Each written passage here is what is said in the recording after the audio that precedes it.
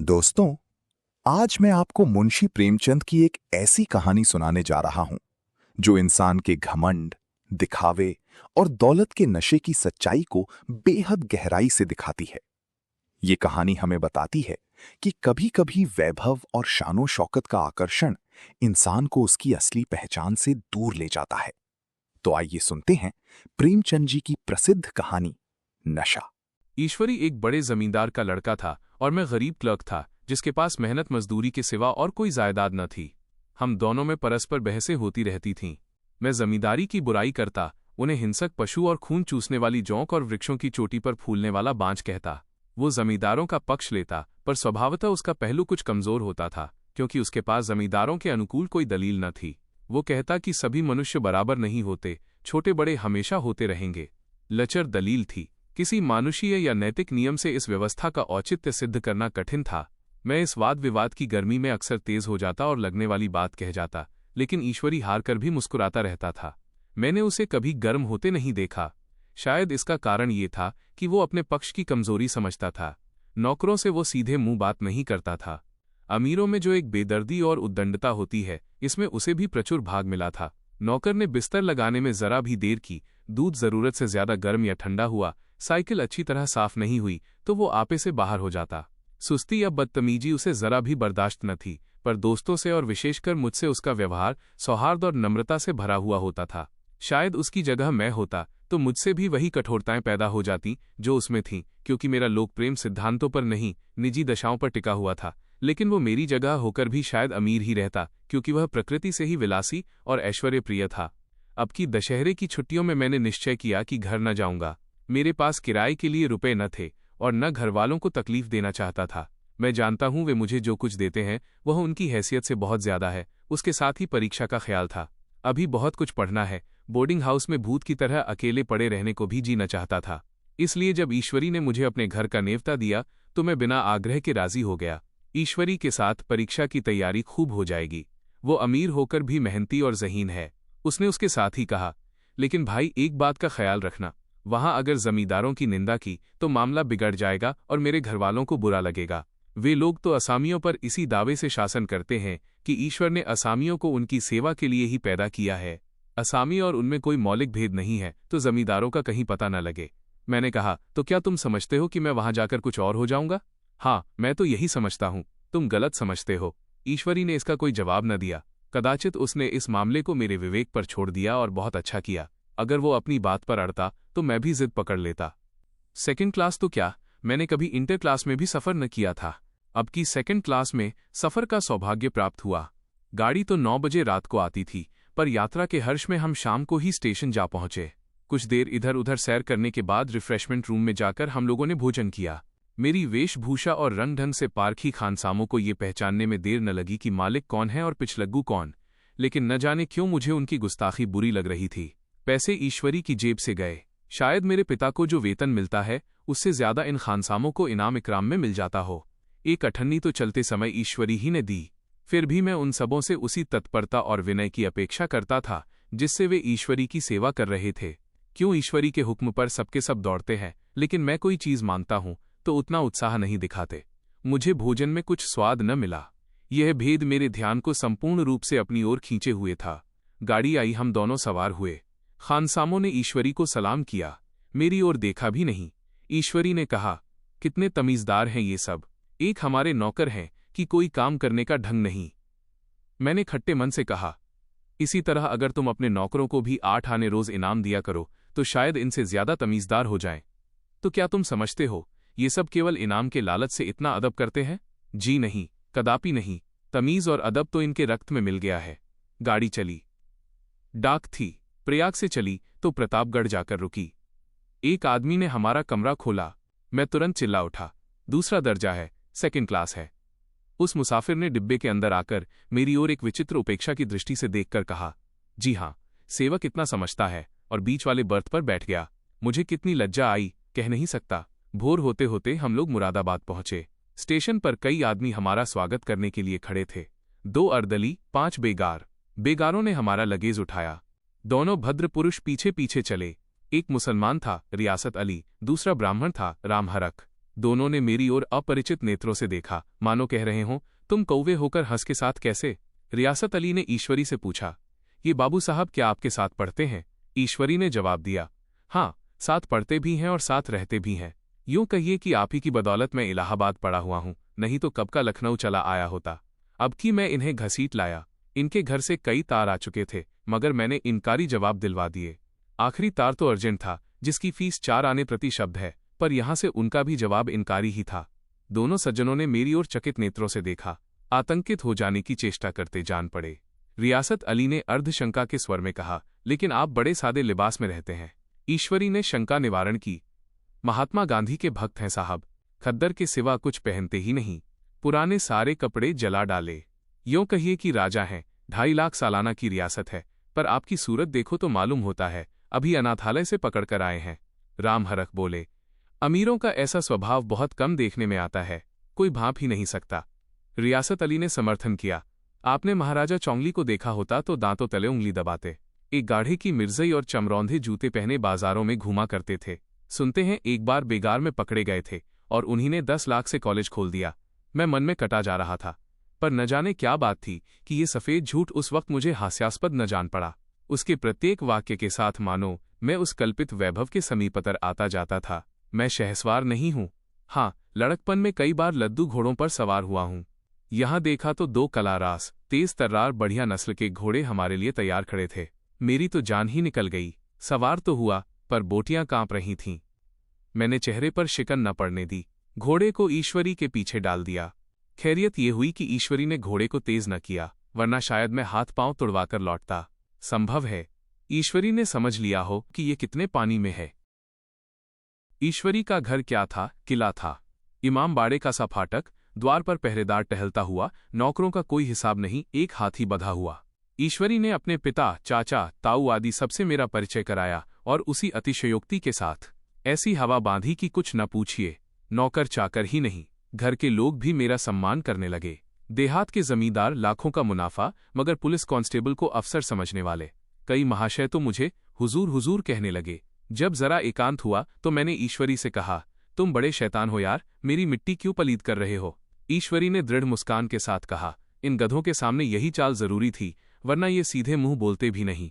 जरा देर के बाद नाई हमारे पांव दबाने आया। कुंवर लोग स्टेशन से आए हैं, थक गए होंगे।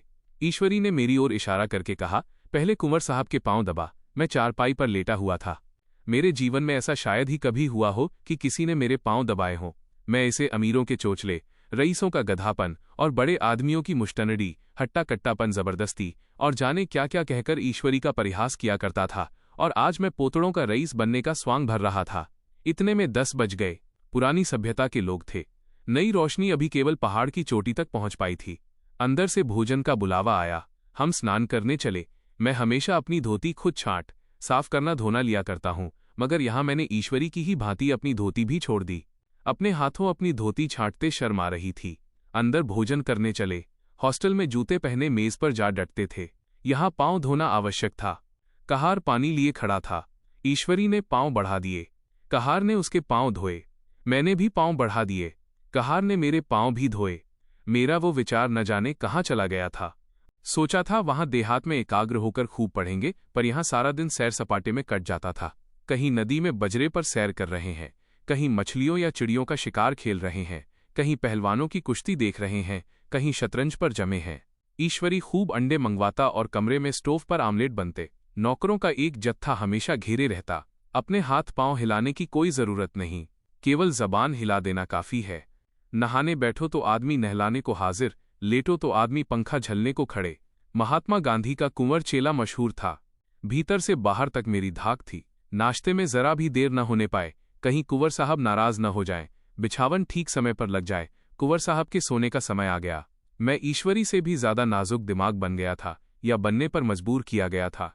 ईश्वरी अपने हाथ से बिस्तर बिछा ले, लेकिन कुंवर मेहमान अपने हाथों अपना बिछावन कैसे बिछा सकते हैं? उनकी महानता में बट्टा लग जाएगा। एक दिन सचमुच यही बात हो गई। ईश्वरी घर में था। शायद अपनी माता से कुछ बातचीत करने में देर हो गई। यहां 10 बज गए। मेरी आंखें नींद से झपक रही थीं, मगर बिस्तर कैसे लगाऊं? कुंवर जो ठहरा, कोई 11:30 बजे मेहरा आया। बड़ा मुंह लगा नौकर था। घर के धंधों में मेरा बिस्तर लगाने की उसे सुधि ही न रही।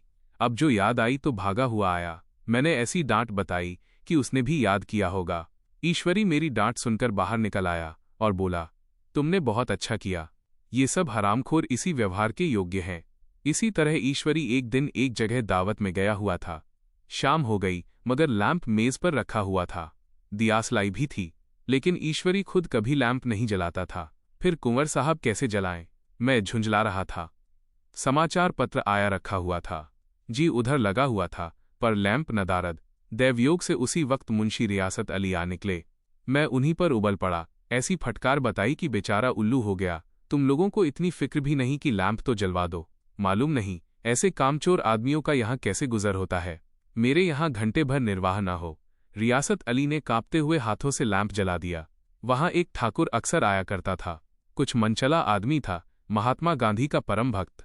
मुझे महात्मा जी का चेला समझकर मेरा बड़ा लिहाज करता था, पर मुझसे कुछ पूछते संकोच करता था। एक दिन मुझे अकेला देखकर आया और हाथ बांधकर बोला, सरकार तो गांधी बाबा के चेले हैं ना? लोग कहते हैं कि जब स्वराज हो जाएगा तो जमींदार न रहेंगे। मैंने शान जमाई, जमींदारों के रहने की जरूरत ही क्या है? ये लोग गरीबों का खून चूसने के सिवा और क्या करते हैं? ठाकुर ने फिर पूछा, तो क्यों सरकार, सब जमींदारों की जमीन छीन ली जाएगी? मैंने कहा, बहुत से लोग तो खुशी से दे देंगे, जो लोग खुशी से न देंगे उनकी जमीन छीननी ही पड़ेगी। हम लोग तो तैयार बैठे हुए हैं, ज्यों ही स्वराज्य हुआ अपने इलाके असामियों के नाम हिबा दान वसीयत कर देंगे। मैं कुर्सी पर पांव लटकाए बैठा था। ठाकुर मेरे पांव दबाने लगा, फिर बोला, आजकल जमींदार लोग बड़ा जुल्म करते हैं सरकार। हमें भी हुजूर अपने इलाके में थोड़ी सी जमीन दे दें तो चलकर वहीं आपकी सेवा में रहें। मैंने कहा, अभी तो मेरा कोई अधिकार नहीं है भाई, लेकिन ज्यों ही अख्तियार मिला मैं सबसे पहले तुम्हें बुलाऊंगा। तुम्हें मोटर ड्राइविंग सिखाकर अपना ड्राइवर बना लूंगा। सुना, उस दिन ठाकुर ने खूब भंग पी और अपनी स्त्री को खूब पीटा और गांव के महाजन से लड़ने पर तैयार हो गया। छुट्टी इस तरह तमाम हुई और हम फिर प्रयाग चले। गांव के बहुत से लोग हम लोगों को पहुंचाने आए। ठाकुर तो हमारे साथ स्टेशन तक आया।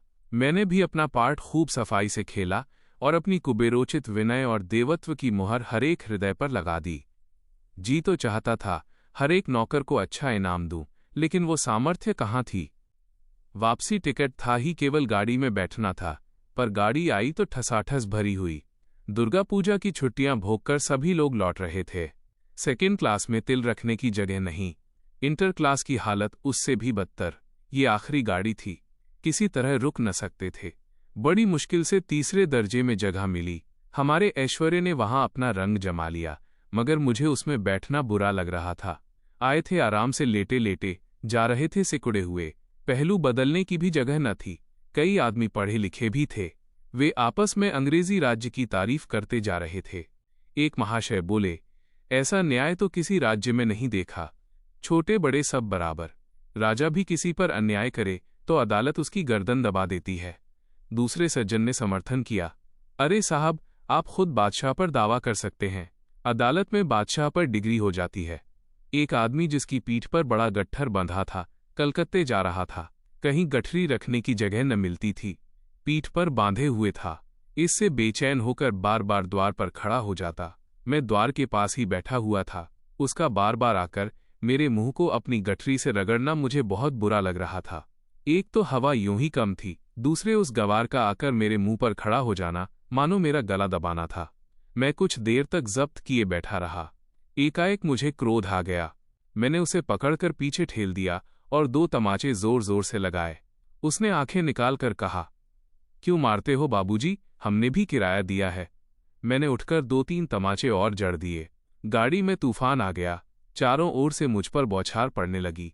अगर इतने नाजुक मिजाज हो तो अव्वल दर्जे में क्यों नहीं बैठे? कोई बड़ा आदमी होगा तो अपने घर का होगा। मुझे इस तरह मारते तो दिखा देता। क्या कसूर किया था बेचारे ने? गाड़ी में सांस लेने की जगह नहीं। खिड़की पर जरा सांस लेने खड़ा हो गया तो उस पर इतना क्रोध। अमीर होकर क्या आदमी अपनी इंसानियत बिल्कुल खो देता है? ये भी अंग्रेजी राज है जिसका आप बखान कर रहे थे। एक ग्रामीण बोला, दफ्तर माँ घुस पावत नहीं, उस पर इतना मिजाज। दफ्तर में घुसने की औकात नहीं और इतना मिजाज। ईश्वरी ने अंग्रेजी में कहा, what an idiot you are बिर। और मेरा नशा अब कुछ कुछ उतरता हुआ मालूम होता था। और आखिरकार उसे समझ आ गया कि असली सुख धन और दिखावे में नहीं, बल्कि सादगी और अपनेपन में छिपा होता है।